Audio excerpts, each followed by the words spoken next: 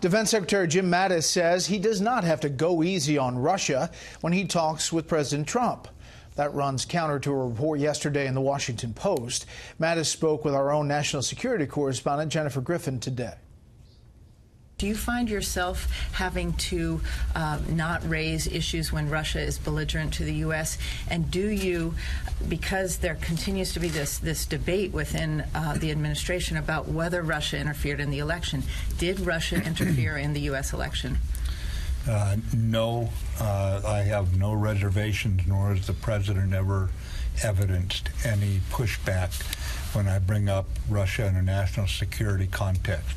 And obviously this has come up, whether it be in Syria or NATO and all the other places where you've heard me speaking about this.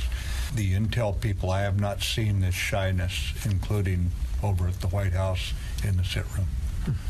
And with regards to the Russian interference, did Russia interfere in the U.S. election? Yes, I believe they did.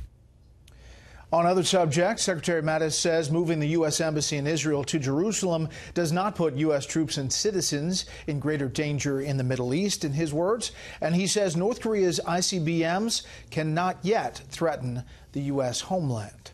Now to the latest on those controversial text messages we've been telling you about that have given critics of the special counsel investigation a lot to complain about, a lot to question. Chief Intelligence Correspondent Herridge is here tonight with the latest. Good evening, Catherine.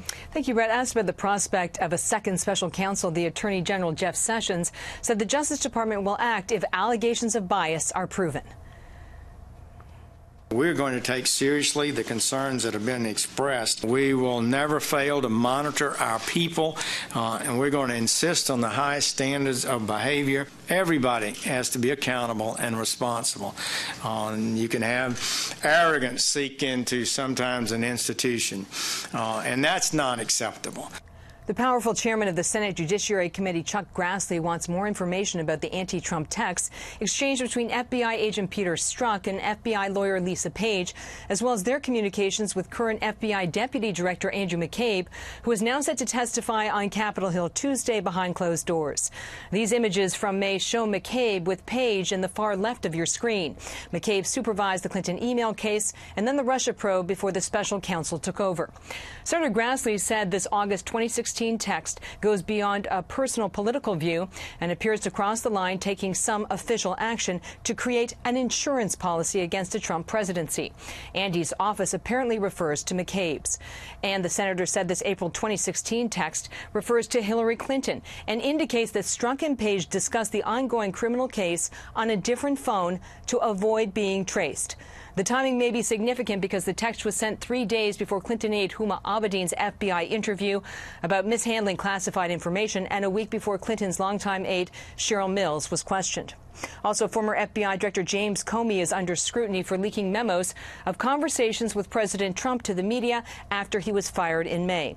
During this week's testimony, the Deputy Attorney General, who was Comey's boss at the time, said the memos were government property and not Comey's to make public.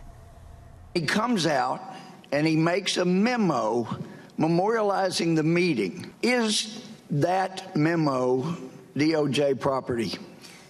Generally, Congressman, I would think that it would be. It might depend on what's in the memo or what the subject matter is, but generally the answer would be yes. Fox News has previously reported that the Justice Department and the FBI are reviewing more than 10,000 text messages. Most were withheld from Congress and the media because they're of a personal nature and said to be unrelated to the email or Russia probes. Brett. Catherine, thank you. More on the president's comments today, specifically about one city, a bit later.